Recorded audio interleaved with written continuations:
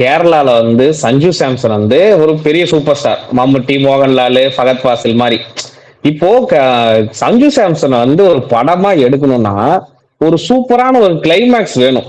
ஓகேவா? இது வரைக்கும் அவர் கஷ்டப்பட்டாரு, அங்க இருந்தாரு, இங்க இருந்தாரு, ராஜஸ்தான்ல அந்த மாதிரி நிறைய இருக்கு, கதை இருக்கு. ஆனா ஒரு கரெக்டான கிளைமேக்ஸ் வேணும்னா நாளைக்கு இந்த நடக்க போற கிளைமேக்ஸான அந்த ஃபைனல் மேட்ச்ல அடிச்சாருன்னா அது ஒரு சூப்பரான பீக் கிளைமேக்ஸா இருக்கும். ஏன்னா அவங்க வந்து கேரளாவே கொண்டாடுற ஒரு ஹீரோக்கு, டாப் ஸ்டாருக்கு இணையா கொண்டாடுற ஒரு ஹீரோ வந்து சாம்சன் தான். அவர் வச்சு படம் எடுக்கிறதுக்கு வாய்ப்பு இருக்கு. ஏன்னா நிறைய டைரக்டர் எல்லாமே கேரளால நிறைய பேர் அவருக்கு ஃப்ரெண்ட் தான். அதனால ஒரு பர்ஃபெக்ட் கிளைமேக்ஸ் பிடிக்கணும்னா நாளைக்கு மேட்ச்ல அவர் அடிக்கணும். இல்ல பசல் ஜோசப்போட க்ளோஸ் ஃப்ரெண்ட் வந்து சஞ்சு சாம்சன். பசல் ஜோசப் ஒரு நல்ல டைரக்டர், நல்ல ஏக்டர். அது மட்டும் இல்லாம ஒரு நல்ல கிரிக்கெட் பிளேயர் வேற. சிசிஎல் லெவல்ல ஆடி இருக்கிறாரு, நான் பாத்திருக்கேன். பாக்கலாம், வாய்ப்பு இருக்கு. வாய்ப்பு இருக்கு. அந்த மாதிரி படம் எடுத்தாங்கன்னா ரிவ்யூ பண்ணீங்களா, கேவலமா திட்டினீங்களா, அதெல்லாம் வரும்னு நினைக்கிறேன். யூடியூப்ல பாரு, இப்படி திட்டிட்டு கடைசியா கிளைமேக்ஸ்ல இப்படி பாராட்டிட்டு இருக்கிறது வரும்னு நினைக்கிறேன். சஞ்சு சாம்சன் வாழ்க்கையில இது மாதிரி லக் இருந்திருக்குமான்னு எனக்கு தெரியல. லக் இல்ல, நல்லா பந்தாடிட்டு இருந்தாங்க, ஃபார்மல் இல்ல, அடிச்சாரு, டிராப் பண்ணாங்க. இத்தனைக்கும் அவரோட கடைசி ஒன் டே மேட்ச் வந்து செஞ்சுரி. அதுக்கப்புறம் வந்து அவர் டிராப் பண்ணியிருக்காங்க. இப்படிலாம் வாழ்க்கை இருக்கும்போது அவருக்கு லக்கு வாழ்க்கையில இருந்ததே கிடையாது. முறையா அவர் வாழ்க்கையில லக் எட்டி பாக்குது. கையில உள்ளத கேட்ச் விடுறாங்க. கடைசியா ஒன்னே சொல்றேன், கேஜிஎஃப் ராக்கி பாய் கடைசியா அந்த பார்லிமெண்ட்டுக்குள்ள போய் சுட்டு அவரோட கிளைமேக்ஸ் முடிப்பாரு. அது மாதிரி கிளைமேக்ஸ் வந்துருச்சு. அகமதாபாத் கிரவுண்ட்ல அவர் பேட் வச்சு சுடுவாரா, சுட மாட்டாரா? கண்டிப்பா சுடுவாரு. நான் சொல்றேன், அடிப்பாரு. பார்ட் 3 போடலாம். இங்க பாரு, பார்ட் 3 போடலாம், எழுதி வச்சுக்கோங்க. அடிச்சாருன்னா பார்ட் 3 நல்லா பயங்கரமா போடலாம். ஃபர்கான் ரெக்கார்டு 305, இவர் செஞ்சுரி அடிச்சு அதை தாண்ட போறாரு. எல்லா ரெக்கார்டையும் உடைக்கணும். இது வரைக்கும் நம்ம அகமதாபாத் இதில் ஜெயிச்சதே கிடையாது, நம்ம சேசிங் ஜெயிச்சது கிடையாது. எல்லா ரெக்கார்டையும் ஒரு ஆளாக உடைச்சிட்டு வர்றாரு. இதையும் உடச்சி தள்ளுவார். கப்பு நமக்கு தான். சஞ்சு சாம்சனுக்கு பார்ட் 4 வெயிட்டிங்னு நினைக்கிறேன்.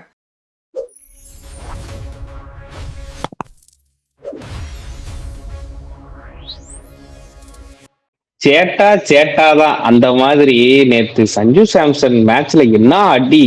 இந்த மேட்ச் வந்து செம்ம அடி. போன மேட்சுக்கு இந்த மேட்சுக்கும் வித்தியாசமே இல்லை. ஒரு ரிப்ளே பார்த்த மாதிரி இருந்துச்சு. ஒரு சின்ன லேக் கிடையாது, ஒரு மிஸ் டைம் ஷாட் கிடையாது. இந்த வீடியோல சஞ்சு சாம்சனோட இன்னிங்ஸ் பத்தி தான் பார்க்க போறோம். வீடியோக்குள்ள போலாம். அதுக்கு முன்னாடி சப்ஸ்கிரைப் பண்ணாம இருந்தீங்கன்னா சப்ஸ்கிரைப் பண்ணிட்டு பாருங்க. முதல்ல நம்ம வந்து சங்க தலைவர் பிரபுட்டு இருந்து ஆரம்பிக்கலாம். எப்படி இருந்தது நேற்று இன்னிங்ஸ்?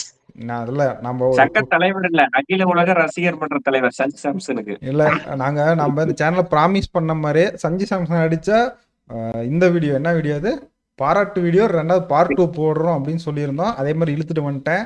பாராட்டியே தீரணும்னு கொண்டு இழுத்துட்டு வந்துட்டேன். அதுக்கு பயங்கரமா ஆடி இருக்காரு. இவங்களை கூப்பிட்டு வந்து பாரு, எத்தனை பார்ட் 1, பார்ட் 2, பார்ட் 3, பார்ட் 4 வரையும் அடிக்கிறீங்க. இப்போ ஆடி இருக்காருல்ல உங்களுக்கு. இதோட இன்னைக்கு சொல்லலாம் விட நான் விடுவேன். இன்னைக்கு சஞ்சு சாம்சன் பேட்டி கொடுத்துருக்காரு. அபிஷேக் சர்மா ஃபார்முக்கு ஃபைனல்ல வந்துருவாரு, அந்த டே அவரா இருக்கும், எனக்கு நம்பிக்கை இருக்கு. எனக்கெல்லாம் அந்த பேட்டியை பார்த்துட்டு சாமி 2 வாரத்துக்கு முன்னாடி எப்படி இருந்து இது நீங்க சொல்றது சிவாஜி படத்துல ஆதிதேசன் சொல்லுவாங்க. என்ன அந்த மாதிரிதான் அப்படிங்கிற மாதிரிதான்.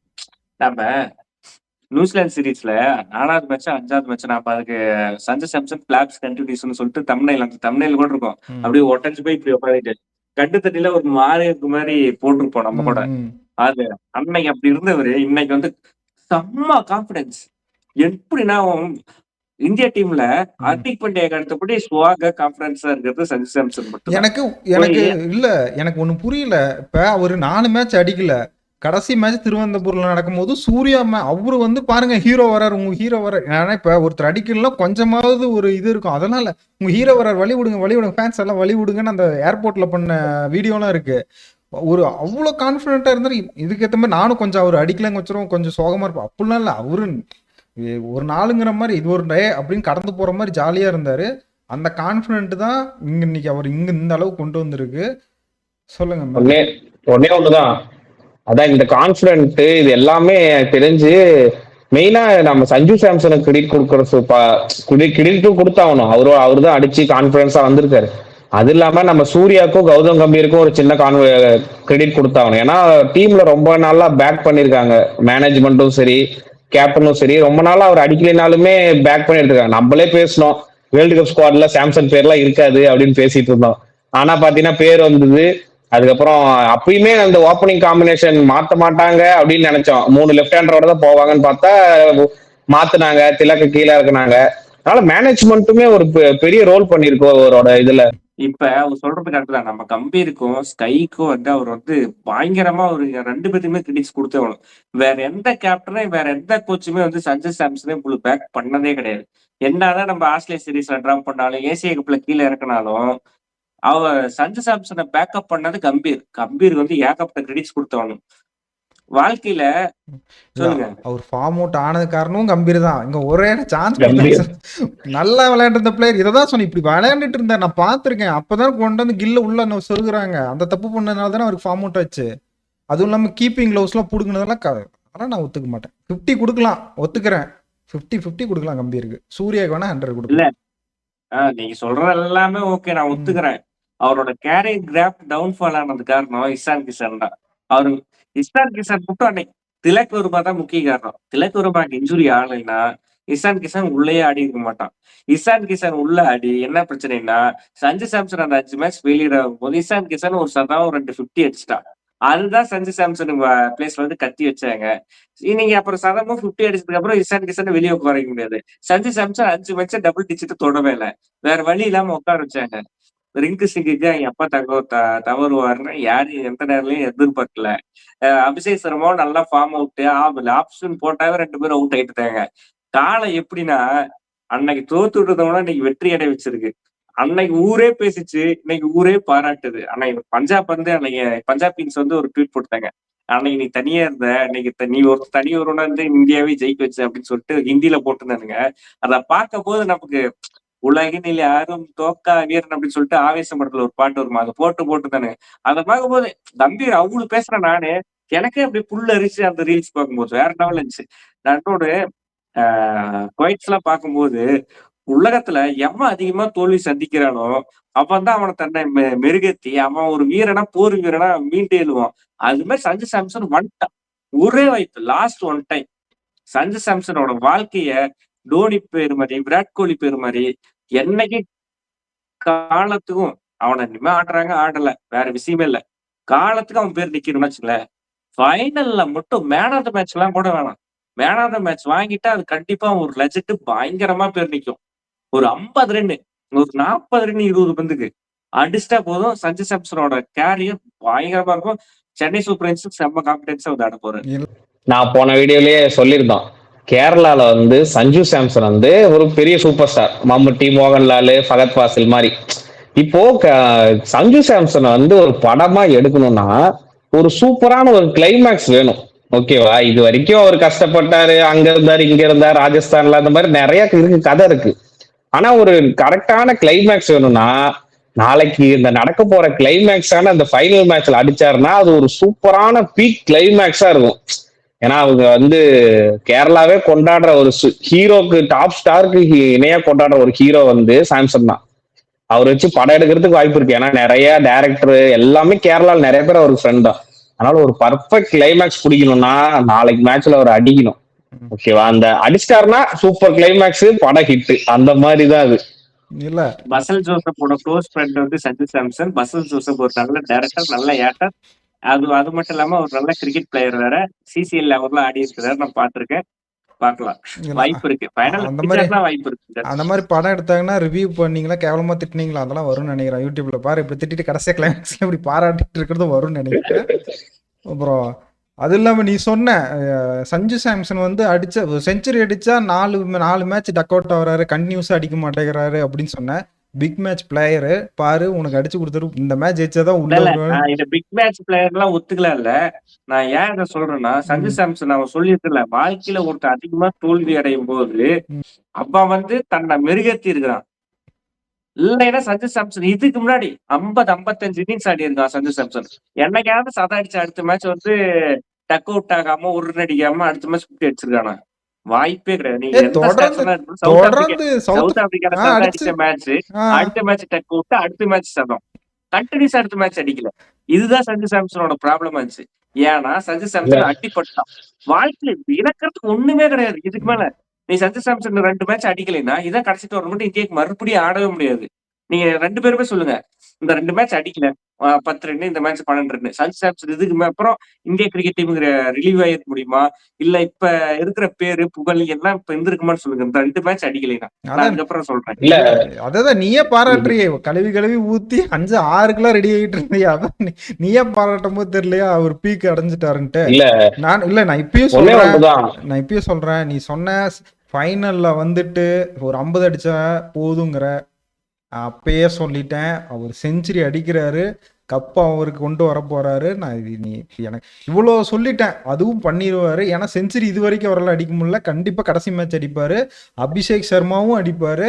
எனக்கு அதுதான் தோணிக்கிட்டே இருக்கு. எனக்கு கடைசி மேட்ச்ல ஏதோ 300 தொட்டுருவாங்களான்னு, ஃபைனல்ல எவனும் 300 தொட்டதில்ல, 300 தொட்டுருவாங்களான்னு எனக்கு ஒரு இது ஹிண்ட் தோணிக்கிட்டே இருக்கு.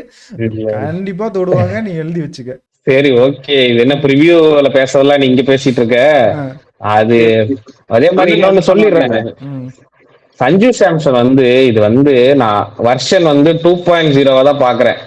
ஏன்னா இதுக்கு முன்னாடி வெர்ஷன் 1ல பாத்தீங்கன்னா என்ன நடக்குதுன்னா, ஸ்டார்டிங் ஒரு 3 மேட்ச் தமால் டிமில் அடி விழுவோம். 150, 80s, 90s அடி விழுவோம். ஐபிஎல் இருந்தாலும் சரி, டோர்னமெண்டா இருந்தாலும் சரி, வேற எதா இருந்தாலும் சரி. ஆனா அதுக்கப்புறம் அப்படியே டவுன்ஃபால் ஆகும். அவுட் ஆவார் 2ல, 5ல, 12, 23 அவுட் ஆவார். ஆனா இப்ப இந்த கம்பேக் அப்புறம் 2.0க்கு அப்புறம் சூப்பரா இன்னிங்ஸ் பில்ட் பண்ணி ஆடுறாரு. அவர் பேட்டி கொடுத்திருந்தாரு, நீங்க இன்னிங்ஸ் முன்னாடியோட இப்ப நல்லா பில்ட் பண்ணி ஆடுறீங்களே எப்படி அப்படின்னு சொல்லி கேட்டா, இது நம்ம இதுக்கு முன்னாடி பார்த்திருக்கோம்ல, தோனி, அப்ப விராட் கோலி, ரோஹித் சர்மா, இந்த மாதிரி எல்லாம் பார்த்து லெஜெண்ட்ஸை பார்த்து தான் நான் வளர்ந்துருக்கேன். அவங்கதான் என்னோட ஐடியலு. அவங்க எப்படி இன்னிங்ஸை பில்ட் பண்ணி மேட்சை கொண்டு போறாங்க டீப் வரைக்கும் அப்படின்னு சொல்லி பார்த்தேன். அது மாதிரிதான் நான் ரெப்ளிகேட் பண்ணேன், வேற எதுவுமே நான் பண்ணல அப்படின்னு சொல்லியிருக்காரு. அதனால அவர் கொஞ்சம் கத்துக்கிட்டு, அவர் மேல இருக்க மிஸ்டேக்ஸை புரிஞ்சுக்கிட்டு சரி பண்ணிட்டு வந்திருக்காரு. அதனால அடுத்த மேட்ச் எனக்கு 100 இருக்குமாலாம் தெரியல, இவ்வளவு கான்பிடென்ட்டா நான் சொல்லல. 50+ ஸ்கோர்ஸ் இருக்கு, ஆனா நல்லா கான்ட்ரிபியூட் பண்ண போறாரு அடுத்த மேட்ச்.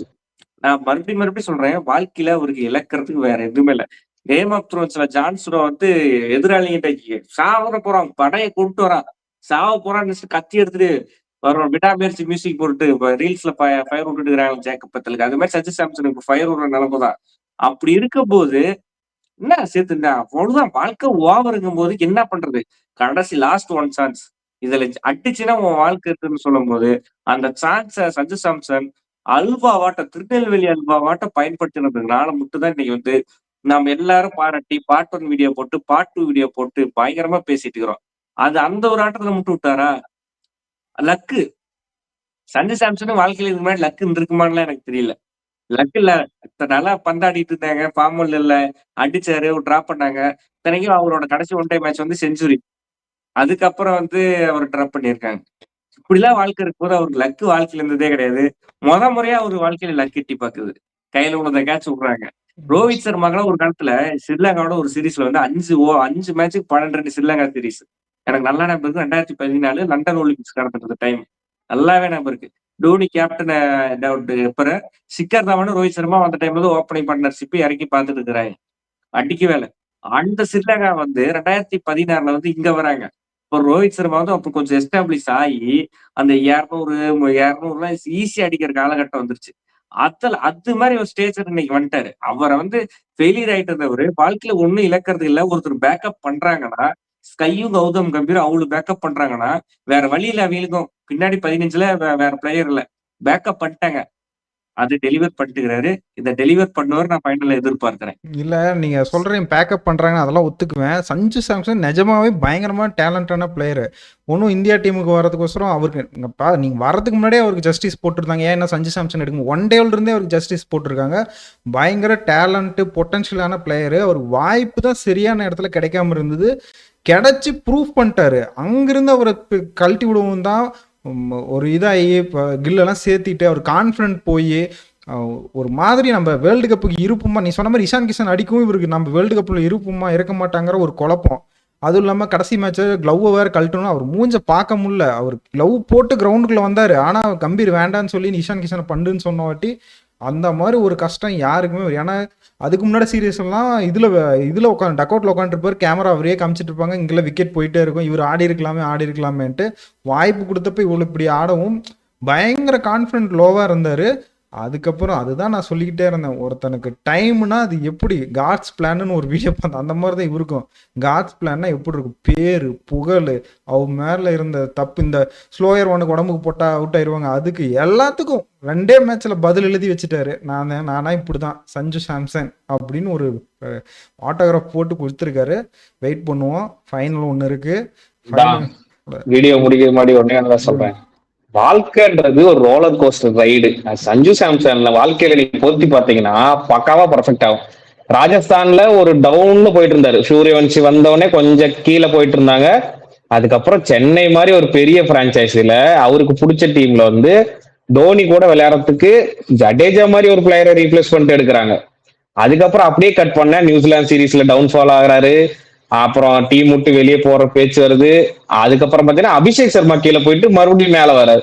இப்ப பீக் அடைஞ்சுக்கிட்டே இருக்காரு. கரெக்டான இதுல முடிச்சு அந்த ரோலர் கோஸ்டர் ரைட்ல இறங்கிட்டாருன்னா சந்தோஷம்.